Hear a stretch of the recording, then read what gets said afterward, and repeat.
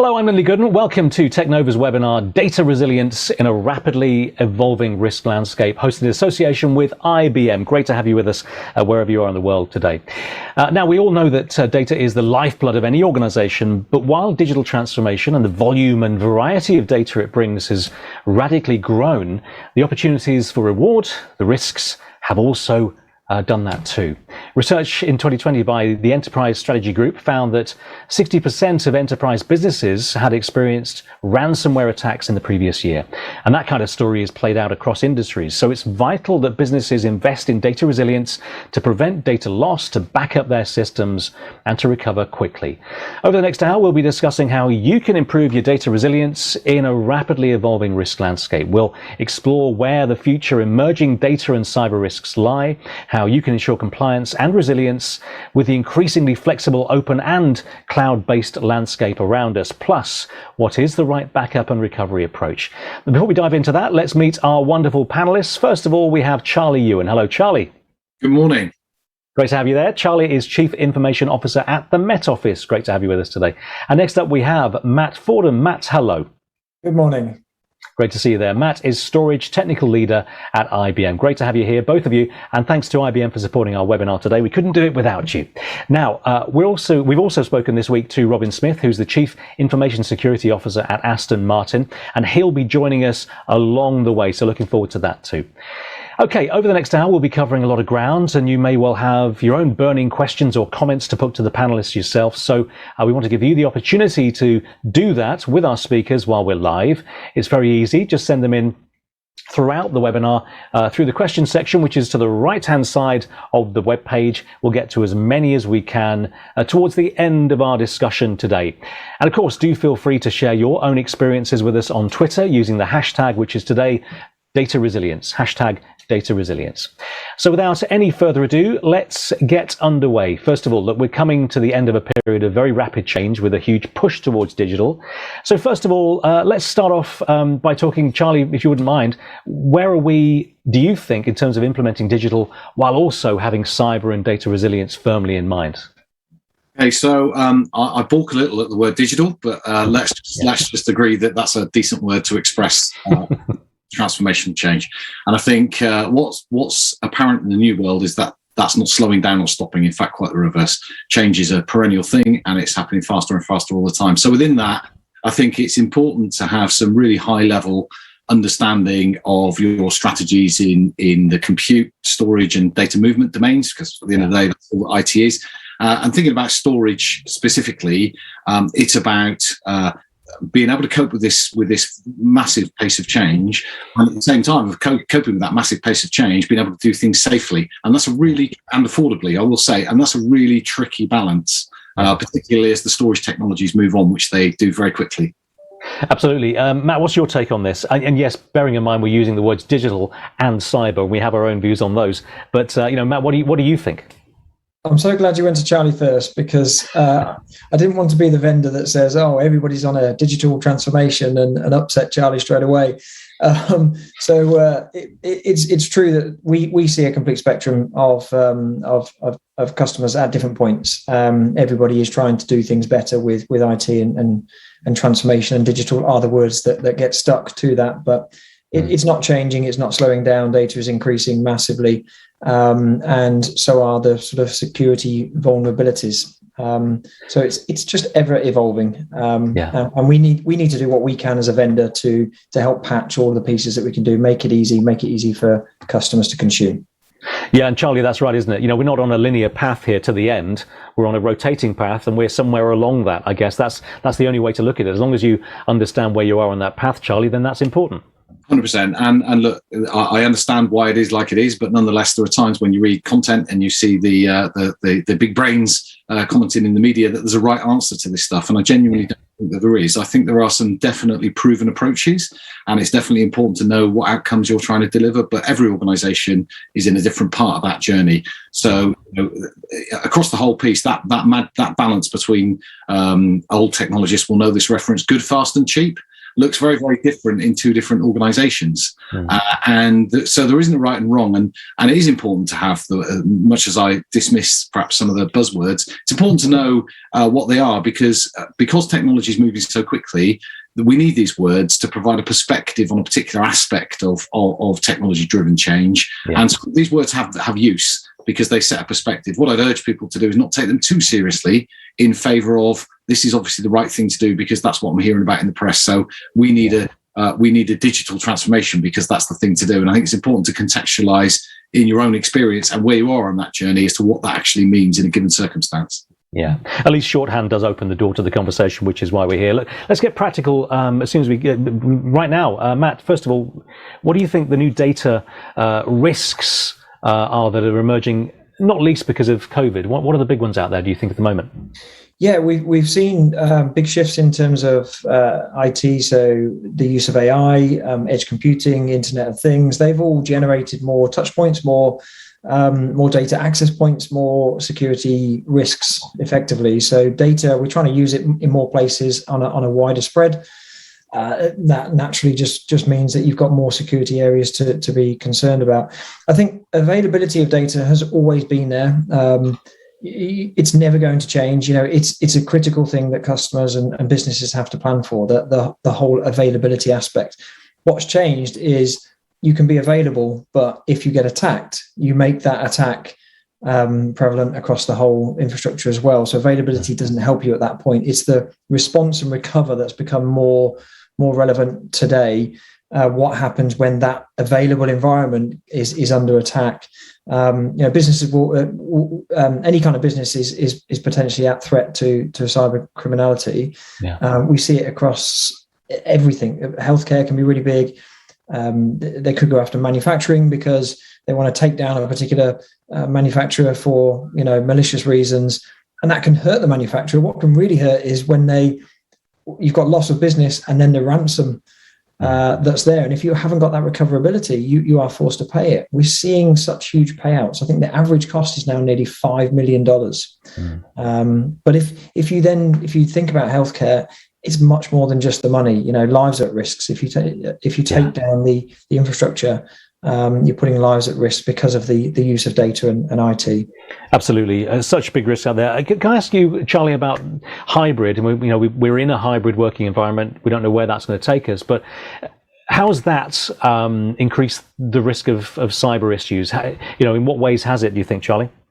Yeah, well, one facet of hybrid, and I think to some extent we're all hybrid, so we've got some on-premise, public cloud, and a lot of people's transformation is the transition largely from one to the other directionally.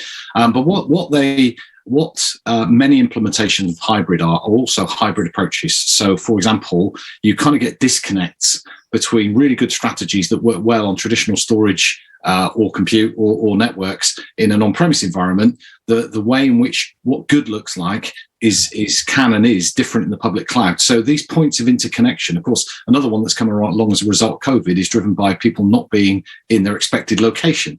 So all of a sudden you've got to deliver these services to people that are sitting there remotely. And obviously there are technological solutions, but so typically the integrity, whether you're talking about security or availability or whatever, are pretty good within each domain. When you start to go cross domain, it's where those boundaries intersect tends to be the issue and tends to be the weaknesses, because you're often operating in different paradigms. And look, we're all people, and we ask our engineering teams to do development in hybrid environments, and it's almost the context switch and the kind of way in which you implement that good engineering changes quite markedly depending on the kind of environment that you're operating in. So for me, the risky points are always the areas of intersection.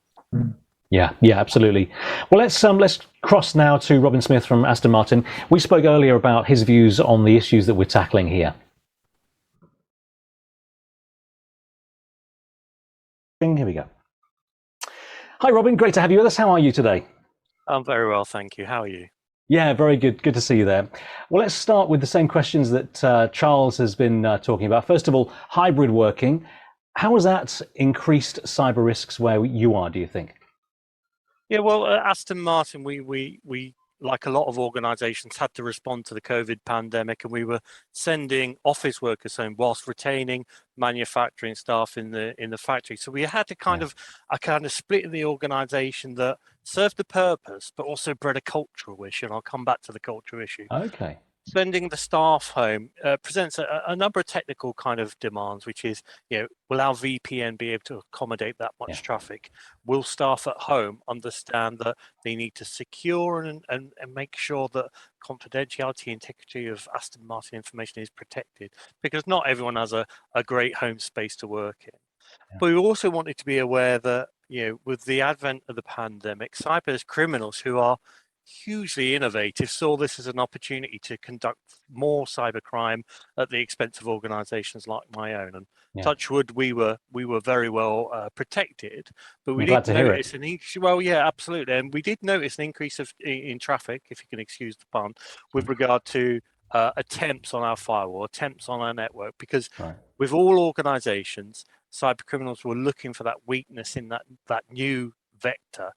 So we ramped up our protection. We made sure we briefed our staff, and we ensured that we were monitoring across the whole of the kind of organization to ensure that new risks were identified and remediated straight away, because we didn't know how long the pandemic would persist.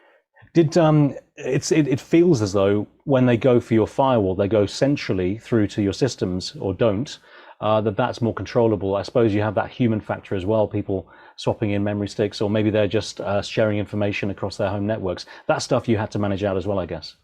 We did, and the modern organization is much more like a hotel than a castle. The old idea of fortifying every part of the organization is not realistic. You have mobile workers, you have remote workers. Even before the pandemic, we have lots of people coming in and out of the organization. So having an agile, continuous response approach to cybersecurity is important, because it's not about incident response in those individual instances. It's about continuous monitoring, continuous review, and making sure that vigilance is a key value of any organization. Is there not a risk, that flexibility that you talk about, that might be a problem in terms of security, compliance, resilience? Does that flexibility, that flexible way of working, not allow gaps to appear? I think de-risking all security activity to zero is not likely, and you have to balance security against the business operational requirements. So I think the good security practitioners these days recognize the complexity, and what they have is an agile mindset to say, we might trade a little bit of security here to enable business to flourish in this position. And that's about your risk appetite. Now, Aston Martin, it's a prestigious global brand. We don't have a huge risk appetite for cyber risk, but we have got an agile mindset. We do deal with ongoing protective monitoring, and we try to understand what the risk profile is for the organization on an ongoing basis, not taking a simple snapshot in, say, March, and then trying to work around that for the rest of the year. We continually review and monitor our risk, and we continually review and monitor our response to that risk. Just briefly, has anything changed in terms of what you've learned during COVID? The way you work, perhaps the way you handle data? Anything changed that maybe even surprised you in terms of the way you work? It's been refreshing how staff have realized that this new attack vector of the home, setting up as a remote worker, lots of staff have been coming to what we call our digital garages to learn how to protect their home environment. So things like knowing how to use the VPN properly, knowing how to secure their home Wi-Fi, and making sure that when they're in transit, they are using appropriate methods to secure Aston Martin's data. I've been refreshed as to the professionalism and the appetite for staff to take on that new digital literacy. All really good information for your staff and for us too. Thanks very much. We'll be back with you very shortly. See you in a second. Yeah, great thoughts from Robin there. A good glimpse inside Aston Martin, how they've been working since all of this began. Charlie, we've talked about hybrid a lot there, but also the conflict, the difficulty to marry openness and then security and resilience. What are your thoughts on that, Charlie? So there are some really good ways to think about this that have been well established and do translate into the modern world. So, and those being around confidentiality, integrity, and availability, and really you're paying off those. You're playing one of those against the other.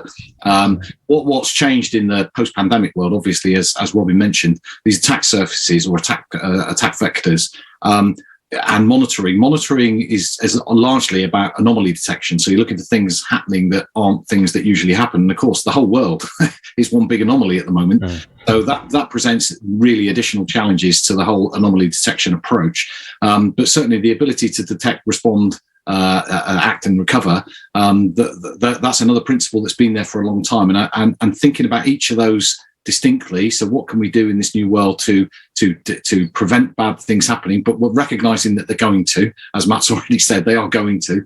Then it really falls into how am I looking about how I'm going to respond to this? How am I going to detect that something's happened? How am I going to respond to it? And then finally, how can I recover from it? And clearly the technology and the products and the hardware play an enormous role in what's possible inside those kinds of dimensions. But in short, once again, there's no right answer to this. So at the Met Office, a lot of the work that we do is open public area research. We're not on Aston Martin. We don't do closed R&D. It's very open R&D. And so their availability is king. On the other hand, some of the products and services that we've got, particularly around perhaps the climate domain, where we want data to be immutable. We'll come back to that later. So it's important that the climate records are not changed, or their integrity and the ensuring those data aren't changed in any way that we're not happy with. That's super important. That's the most important thing. And then there are obviously, like all organizations, we're compliant with GDPR and protecting personal information, we're confidentiality rules. But in short, once again, there isn't a right answer to this stuff. It's being aware of those well-tried and trusted principles and approaches to these problems, and making sure that in your context with your data, you've got a lucid, kind of well understood approach. Yeah, and Robin was certainly talking about being understood within the organization. So people were going through training, they were being really briefed very strongly on how to use the systems and how to make that work at home. Matt, and very importantly, how can companies, do you think, strengthen their compliance and their resilience without actually, compromising the ability to be flexible, to be open, to work the way that we need to work at the moment? I think that has to be the money question. That's how do we do it all? It's absolutely the hottest topic of the moment is how do we build and strengthen our defences, as the guys have talked about. And it's probably best to summarise really with a layered approach. I think the way we help customers try and understand how to tackle and break things down is to think about layers. So you've got at the core, you've got the data layer, the base is the data layer, and how it's stored, how it's managed, how it's accessed.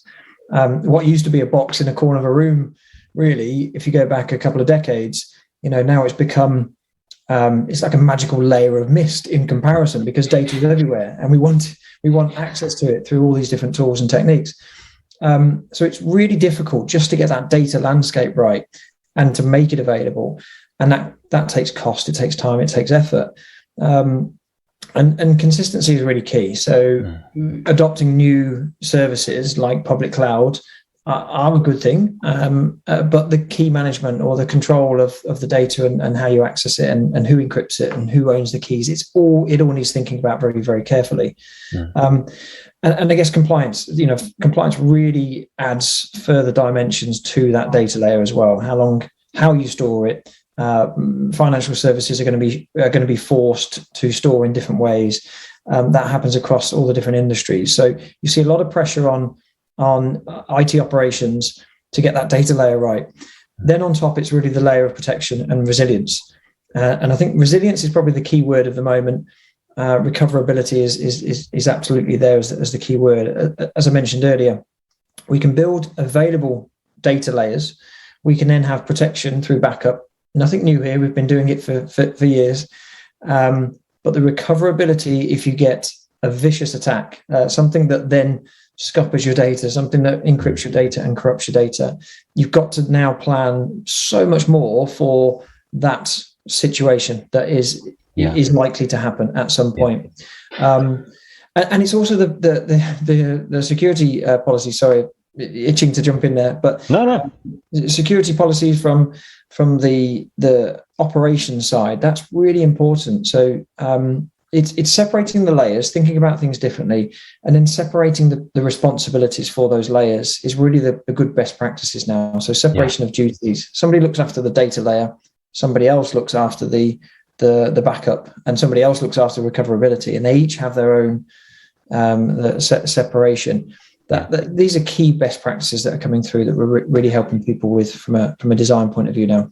I can see, Charlie, you're agreeing with that. We'll come back to you in a second. I'm sure we'll cover this in your points of view as well, Charlie. But it's now time for an audience poll. We've got time to get you involved straight away. I see questions coming through as well, so keep sending your questions in. We'll get to those towards the end of the discussion. The poll is, the question here in front of me is, what is your number one priority when it comes to backup or data resilience?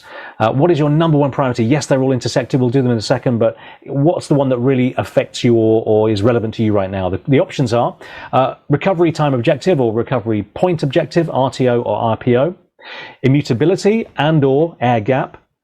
Option 3 is multiple copies of business critical data, which kind of refers to what we're talking about right now. And 4, protection of the environment configuration.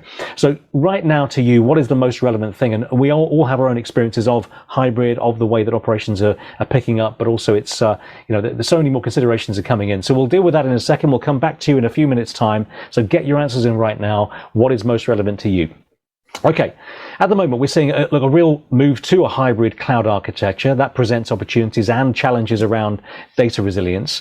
Matt, when it comes to your most sensitive data, is cloud, even private cloud, the answer? I would say it's part of the answer. There's no single approach, and we've certainly seen this within IBM with the time that we've been around the IT industry. We've seen it for decades, really, that there's a suggestion as a new way to do things, and it's the answer to all our prayers. But it's never that simple. It's never that straightforward. A strategy with all public cloud, so companies born on the cloud, staying there, will likely have some issues at some point. And we've seen, if you look back in history, you'll see major brands affected by those kind of scenarios. Services down for a whole day and incredible losses of revenue.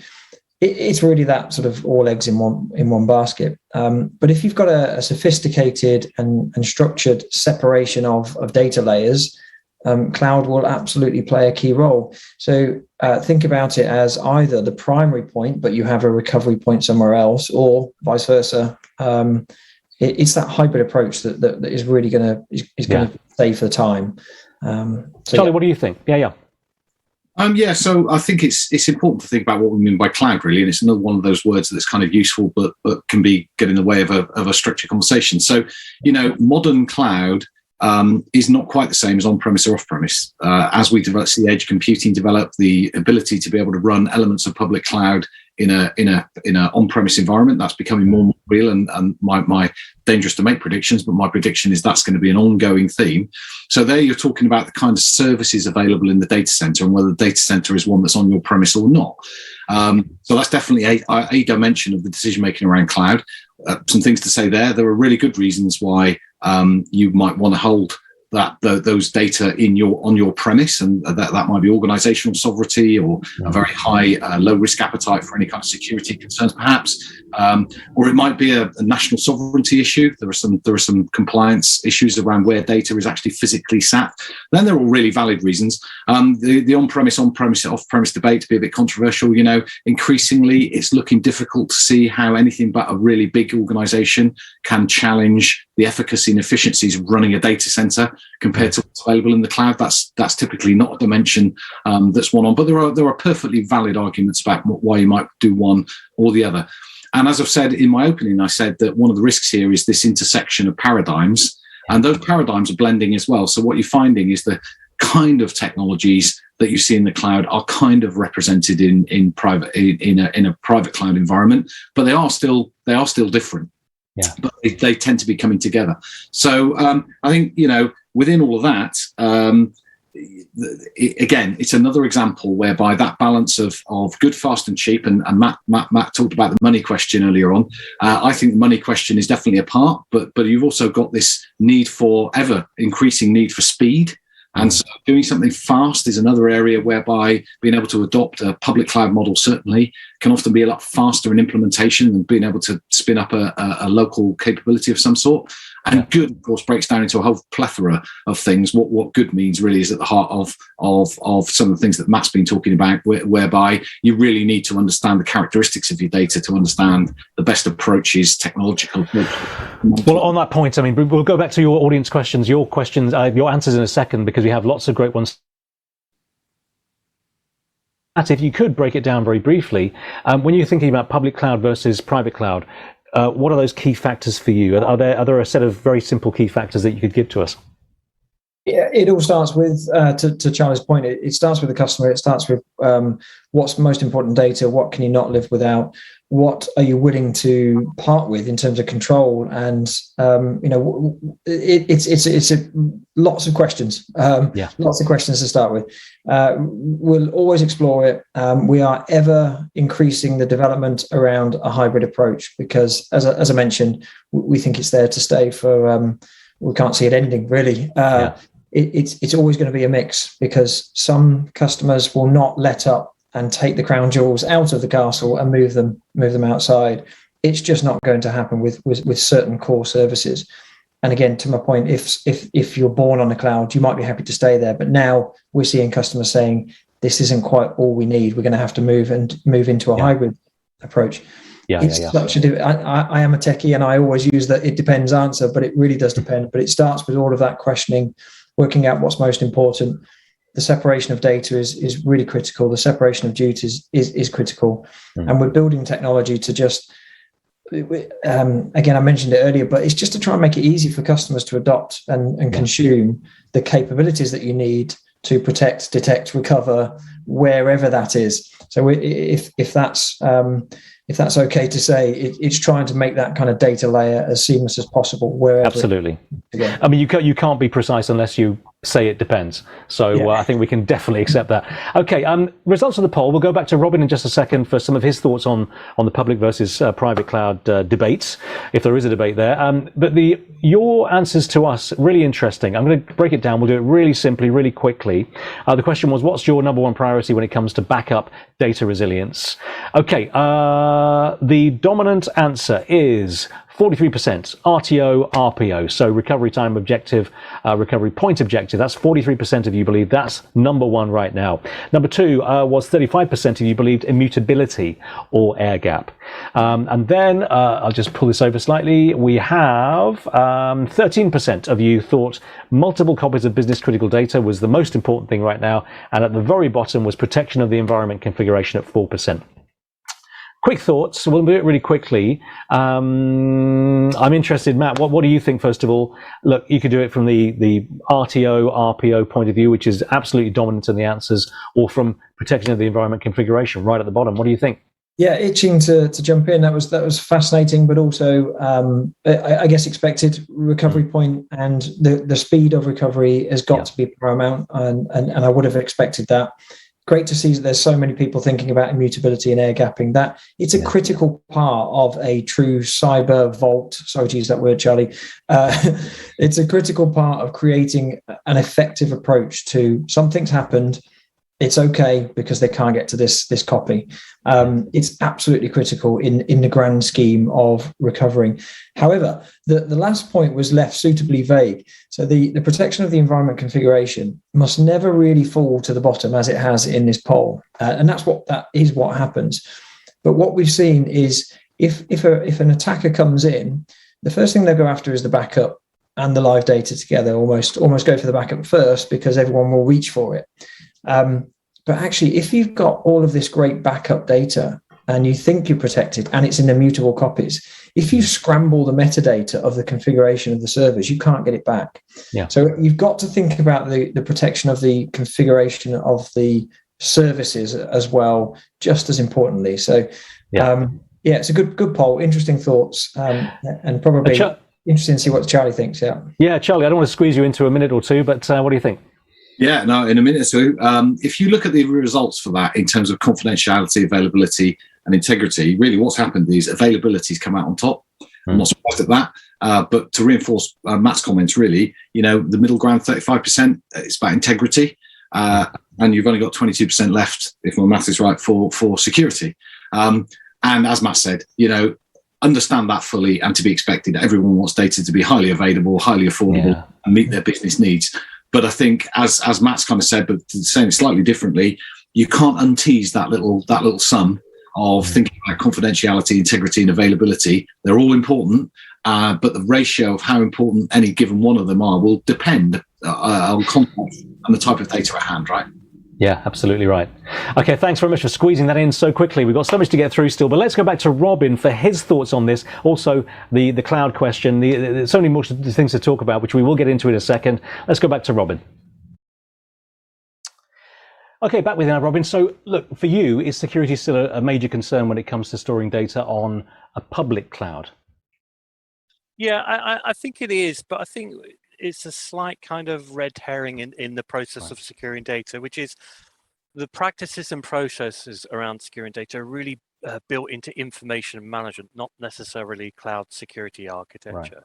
So any organization needs the discipline to classify, manage, and dispose of all of its corporate assets across its life cycle. That remains the same whether you're using a good old-fashioned filing cabinet, online storage, or a cloud service. So I think, the idea is you can lift and shift to the cloud really well organized, secured, labeled data, and you can lift and shift a load of rubbish. Now it's down to the organization to have that discipline to understand that your cloud strategy is going to accommodate all of your data, and actually retrieval, management, and capitalization of that data is reliant on information management, not your cloud principles. So I think the discipline's got to be there prior to going to your cloud first strategy. And if you ask anybody really who's heavily involved in developing cloud solutions, they'll say, look, the attention has been paid, and it was paid 5-6 years ago. Actually, now cloud is as good a place to put your data as anywhere else with the requisite demands of security. No, that's absolutely right, and we are seeing kind of the mushrooming of the cloud services. The growth even of Google's cloud services in the last 5 years. It's become a key part of the industry. It's the unsung hero of the pandemic. The cloud enabled us to carry on operations through some very difficult times. We now need to bring that expertise and that excellence to the cloud to make sure that the standards for managing storage offline and our services offline reflect the best practice that you can manage internally. So what about multi-cloud architecture? What challenges does that pose in terms of resilience strategies, Robin? Well, I think there's a number of problems there, which is the first and most obvious problem is complexity. If you have a multi-cloud structure and there aren't processes, governance, and controls on that structure, you'll quickly find that the mushrooming of storage can become a real problem and a real overhead to the modern business. So you need to approach your multi-cloud structures in a designed fashion to make sure that the principles of security by design are integrated into every practice across the installation. But that's not to say that you shouldn't seek to capitalize on the benefits of cloud storage or the benefits of the services that are being provided, but you still need to have controls and risk management across the services. So when you're focusing on your approach to multi-cloud, how much attention really, how layered does your cyber and data resilience strategy need to be? Is it particularly a strong focus on cyber or data resilience, or actually is that just part of the process when you're doing it properly? I think for us, it's about what's serving the value stream in the business. Why are we actually going for a cloud storage in the first place? What's the business demand for that? And then what are the requirements that are going to enable that asset to be managed securely in line with what the business needs? So there's no point having 55 security controls on something that just needs to be retained for legal purposes. Just as, our most important designs, if they're stored on the cloud, need to be secured to a high level. So I think it's about having a gateway whereby you implement the appropriate controls, you implement the appropriate prioritization, and you realize that retrieval is all part of that process. So there have been instances where we've had cloud storage that haven't enabled us to kind of retrieve the information quickly, and that needs to be resolved. So there are lots of design principles, all of which should serve the business purpose, not necessarily the security agenda. Lovely. Thanks, Robin. We'll be back again with you very soon. See you in a sec. Great. More great thoughts from Robin. Charlie, the whole multi-cloud, what needs to be in your multi-cloud strategy was very much part of that end section with Robin there. What are your thoughts on that and the approach to data resilience with multi-cloud in mind? Yeah, okay. So firstly, multi-cloud introduces another one of these paradigm shifts potentially, because not all clouds are equal. And so the implementation approaches on a given cloud is different. And once again, that presents this new attack surface of the intersection between the two paradigms. So, and Robin talked very lucidly about additional complexity in the mushrooming of data, many stores, economically, of course, ingress, egress costs at scale, We handle an awful lot of data, typically about petabyte of data in a day, and ingress egress costs economically can kill you. Robin also highlighted the need for design, and he used that concept a couple of times, and I think that's super important. And it's one of my bugbears, actually. Enterprise design, which is not simply looking at the technology, but is really looking at if you like, the intersection of people, process, and technology, what Robin referred to as information management. That's getting ever more important. You simply cannot design good technology without taking into account the processes that sit behind that and the people that are going to be operating those processes. So it's a really reinforcement of many of the points that Robin made from a slightly different perspective. Yeah, and Matt, what do you think? I mean, in terms of the intersection, perhaps Charlie's very key. Very big on the, and rightly so, highlighting how important it is to get the intersection right. When you're looking at multi-cloud, is it right for businesses to unify their resilient solutions with multi-cloud in mind, perhaps focusing on that intersection? Actually, I'm kind of tempted to say absolutely not to unify. Okay. I mean, it makes sense to bring together the control aspects, to bring together the operational side as much as possible, and have a consistent way of doing things. But again, for me, I'm going to use probably my favorite word of this session. The separation aspect needs to be there. So it's back to separation of the duties, the responsibilities, separation of the data layers. It's in line with what the guys are saying. Absolutely, it's separation of knowing what's critical, what needs to have certain levels of copies protection, and what costs go with that. And then really separation of primary and backup and recovery. I've probably overused it now, but also separation of that technology used underneath. We are a technology company, and what is key, the reason I reacted to unifying is because you see a lot of vendors saying we've got one way of doing things, and here it is, and this is the only way that you need. And it's back to that point, it's never going to work. So that's why we continue to develop so much in terms of different technologies, because you have that separation. You've got public clouds, you've got your private cloud stack, but actually what's underneath that? What kind of storage is underneath that? And there's such a place for so many different types of storage, so that you can get all of that separation in place with the right separation of duties. I'm going to stop using that word. It's over. No. This is a day for terms that have an iceberg beneath them, and that is indeed one of those. Let's continue on. Let's look at the all important area of backup and recovery. Our poll told us how important that was to you watching us today.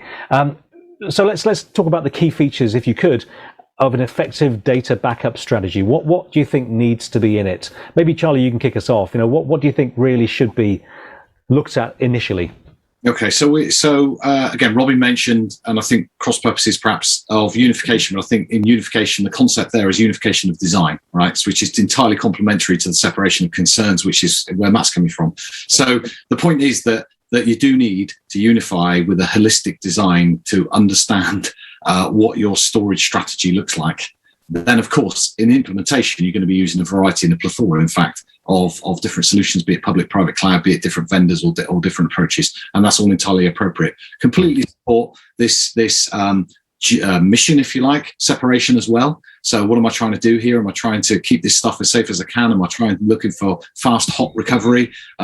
Those kinds of facets, they're all elements, again, of good design. I think the point that I'm making that gives you an effective data backup strategy as a subsection of everything is once again, really thinking it through in terms of what are my risks? What are my likelihoods?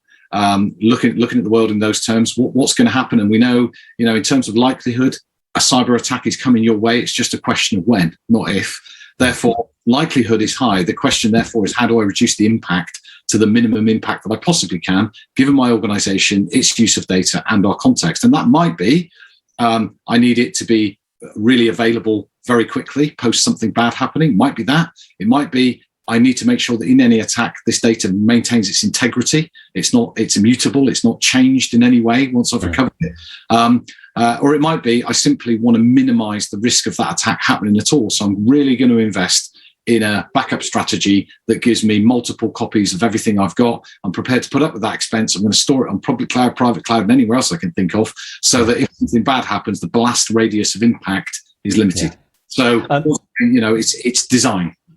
And you mentioned immutability, and we've mentioned it in the poll as well today. Just tell us what you think immutability is, what it should be broken up into in some ways. So is that to me? Sorry. Yeah, Charlie, please. Yeah. Mm-hmm. Yeah, I mean, sorry, yeah, throwing around buzzwords, but immutability at some level means unchanging. And so once again, I mentioned it a little earlier on, an example of unchanging data for the Met Office would be the climate record. You really don't want that climate record in the case of an attack or in a people event or in any other way. You don't want that stuff changing at all. So that's an aspect of immutability, but unchanging, anything that's unchanging would be just immutable, where change is fine.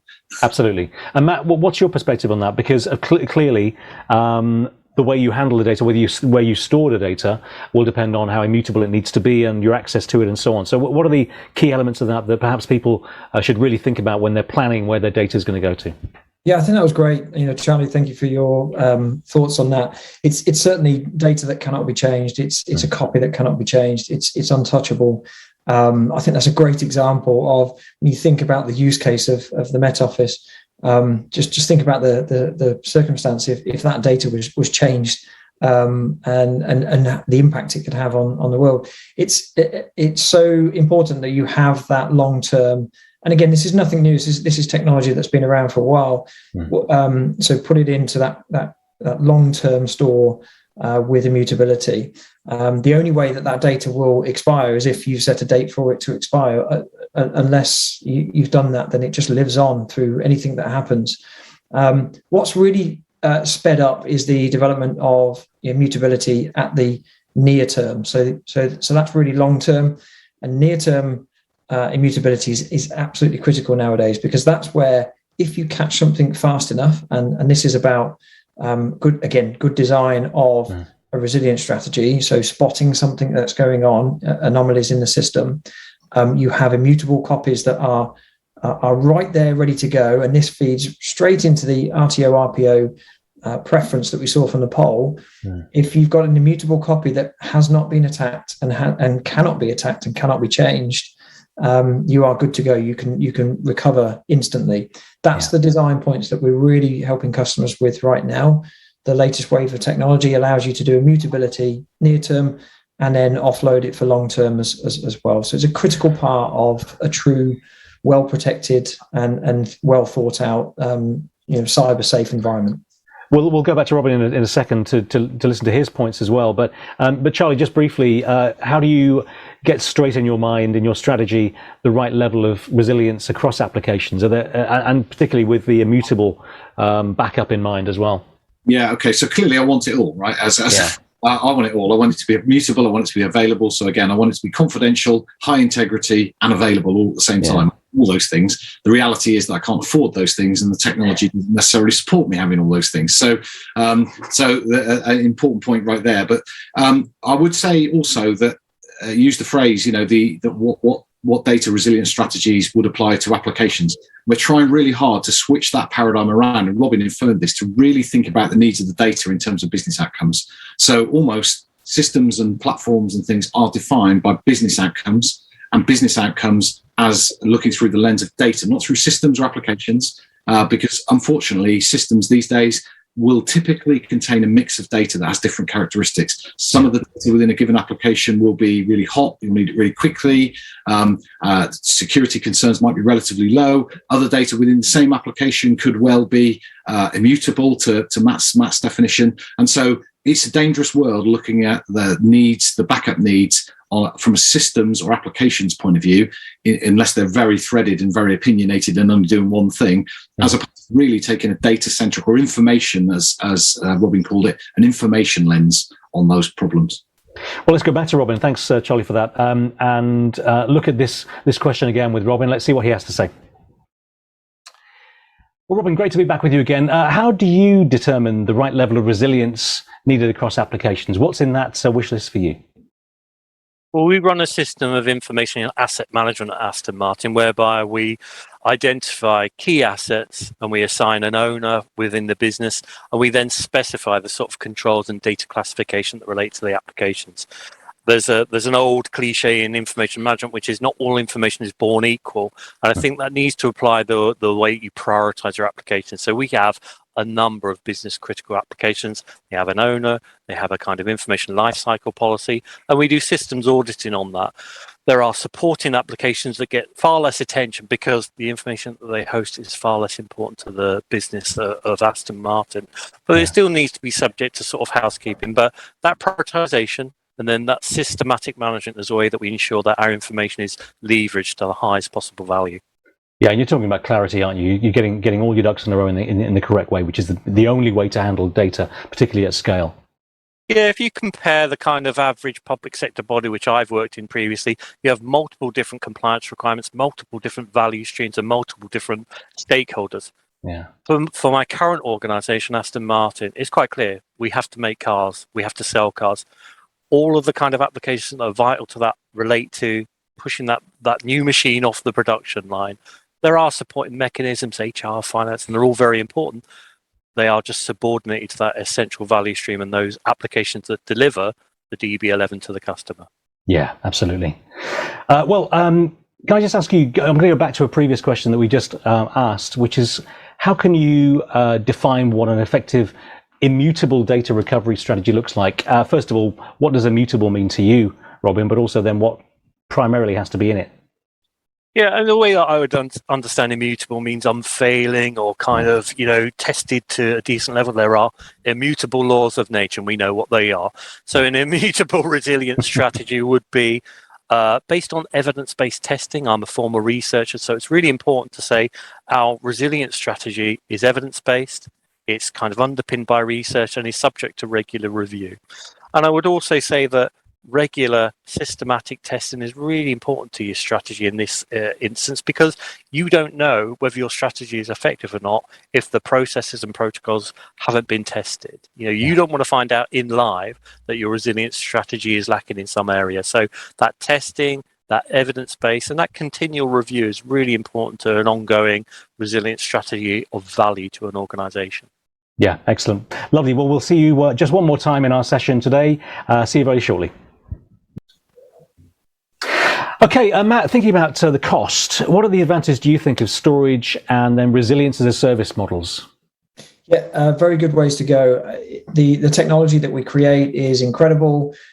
We bring so many capabilities to feed into these strategies and design points that, again, Charlie and Robin have talked about. But it's not easy to do. You can see the complexity. We're talking through so many different elements, so many different layers, so much separation. And obviously there is so much technology that can help with that.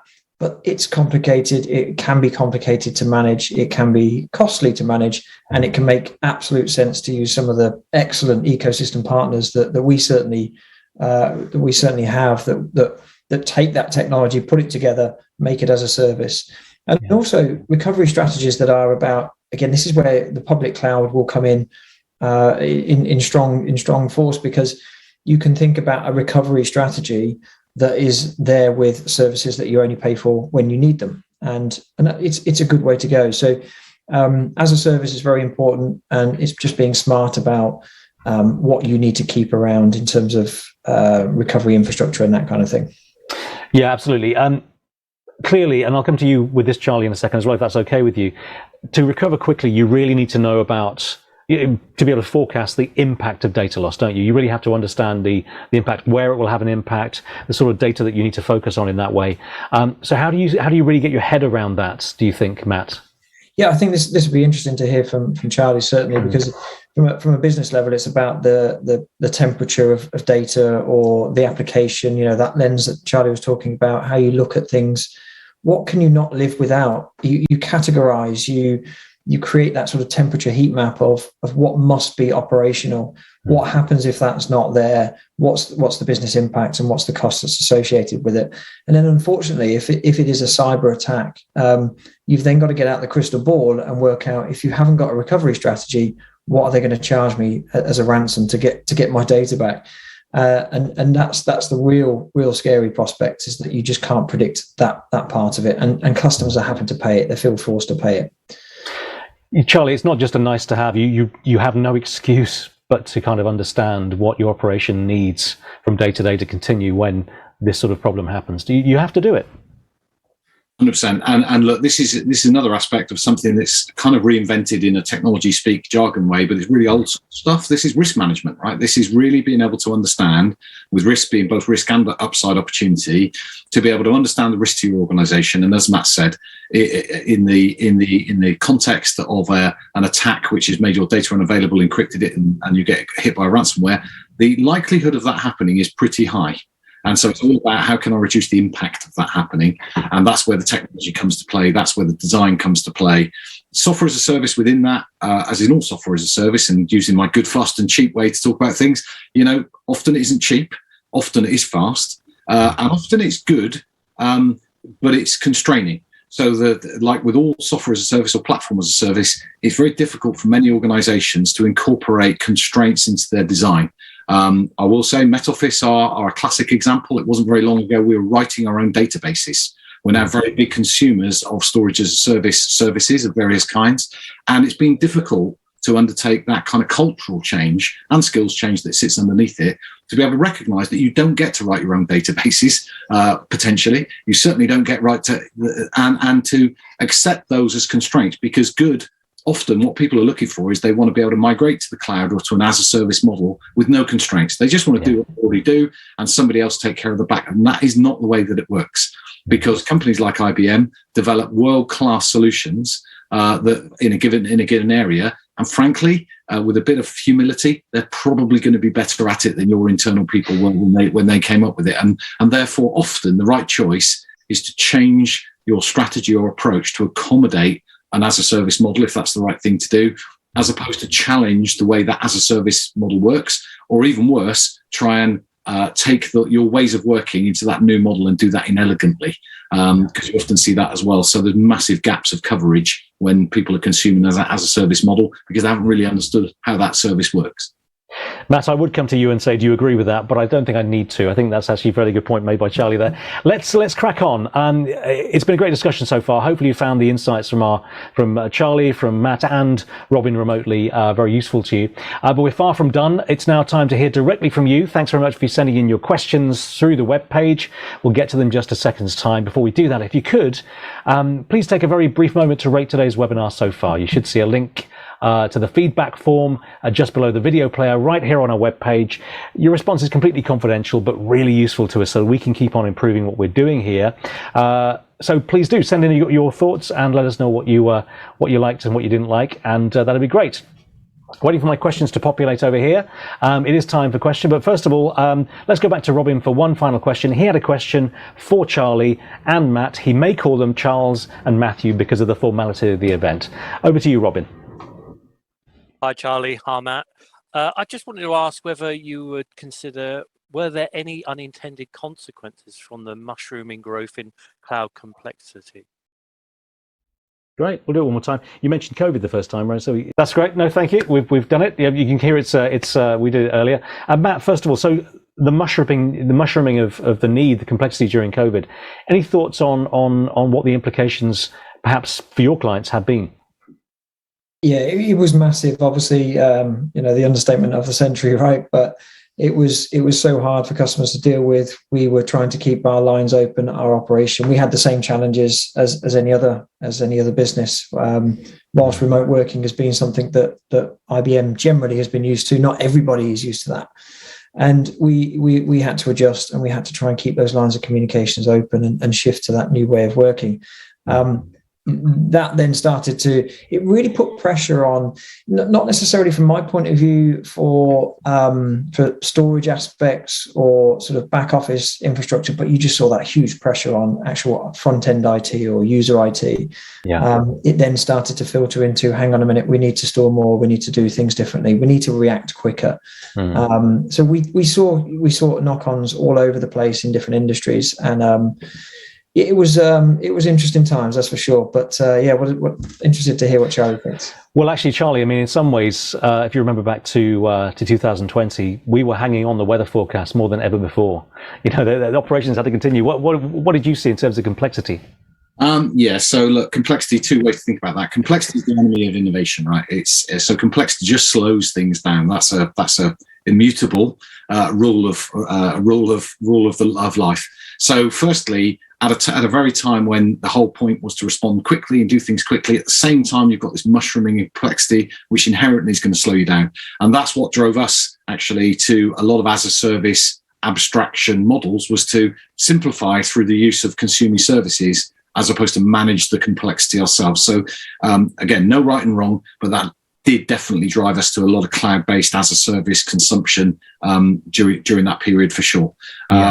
The other element of managing complexity, of course, is it further reinforces the need to have some good principles, some good strategies, and to understand inside that complexity what it is they're trying to achieve. Aston Martin build cars. Met Office make sure that you're aware of what's going to happen in the future environment. Those are our missions, and anything that gets in the way of that mission of building and selling cars, or in our case, making people understand what's happening in the environment, that's not helpful. So it's constant new design, new thinking with the business imperatives at the front of mind. Yeah, absolutely. Okay, let's go straight to our audience questions. We've got lots of questions here, really good ones. Let's start with possibly the longest, but also a really good point. Okay. People and passwords are the weakest link in the security chain, especially where multiple independent systems are used.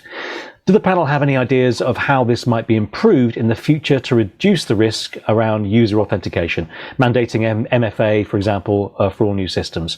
So, yes, I mean, we've talked about a lot about hybrid, but of course, one of the oldest and in some ways commonest problems is around the way users are interacting with the systems. Matt, any thoughts from you in terms of how to make user authentication a bit less risky? Yeah, absolutely. It's a big part of our development effort. This is an IT-wide kind of conversation, obviously, but from the storage, from the data layer, from the backup, all the pieces where I sit within the company, all of our technology is being built or is about to be built with MFA, with that multi-factor authentication. Yeah. Again, one of the things I mentioned earlier about separation of duties, the ability to do that, it's not straightforward. It needs some thought and development effort. So we are 100% trying to get to that point where it's stronger. It's multi-layered, multi-separated. There's a new one, and it's definitely a big part of what we're doing right now. Yeah. There's a really interesting question here, which I'll mention, but I don't know whether it's something we can really do here.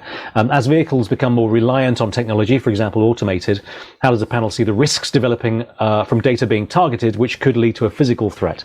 Now, automated vehicles isn't perhaps our particular focus here, but there is that transfer to any physical piece of equipment around us. Let's not deal with that right now. I'm going to ask about a change which I think the pandemic has influenced, recovering data from our audience, recovering data and systems post-attack. How have the strategies changed in the past few years in response to new attacks and the pandemic? I mean, actually, I'll throw it to Charlie briefly. Have things significantly changed, or are we, as we mentioned very early, we're on that path, that circular path to continue to measure and continue to understand the risks around us? What do you think in terms of that question? I mean, look, it is an arms race, and COVID has changed everything, and Matt have talked about that at some length. But this ability to respond does, for me, again, come back to risk management. One of the key strategies that I've got is everything's vulnerable. We've talked about every organization should expect to be attacked. Similarly, every technology should expect to be attacked, and they are.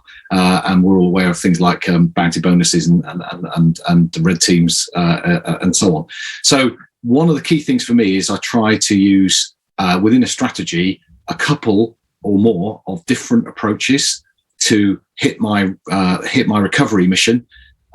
If you like, hedge my bets. Now, there's an affordability and complexity issue associated with that. So once again, it's a balance. But one key strategy for us has definitely been to implement a strategy using more than one approach. That might mean more than one vendor. It might mean public cloud and private cloud. It might mean a whole heap of things. And to do that within the limits of affordability and within the limits of introducing new complexity. So that's one of the, at least, that we've implemented. Yeah, we are running out of time, but one final question. I know we could talk about connected devices, Matt, but we have limited time. Good question, though. Thinking about data resilience in ecosystems, do you expect to see more collaboration with business partners around resilience? Matt, what do you think about that? 100% yes. It's. I think I mentioned earlier, when you look at the complexity, when you look at the technology that's there, if someone can piece that together for you and deliver it as a service, then it makes so much sense for so many customers to go down that route and focus on what's important to them, running the business and staying ahead of the curve of problems, and focus on the business activities that they need to do. Yeah. So absolutely, we'll continue to drive forward with a huge ecosystem and bringing great technology into that mix. Yeah. Well, I'm afraid that's all that we have time for. I really hope you've enjoyed the last hour, quick fire as it was, and that you can take away some useful tips to refine your data resilience strategies. Thanks very much for sending in your questions. Sorry we couldn't get to them all. They were great as always. But if you do have a couple of minutes before you leave us today, please do fill in that feedback form, which should be just below the video player on the webpage, to give us your thoughts about what we did today. Really value your opinion, so let us know what you thought of our discussion and the subjects that we covered. Okay, it's time to go. Thanks very much to our excellent panelists and to you for tuning in and being part of our discussion today. Bye for now, and do stay in touch with us here at Technova. Take care. All the best.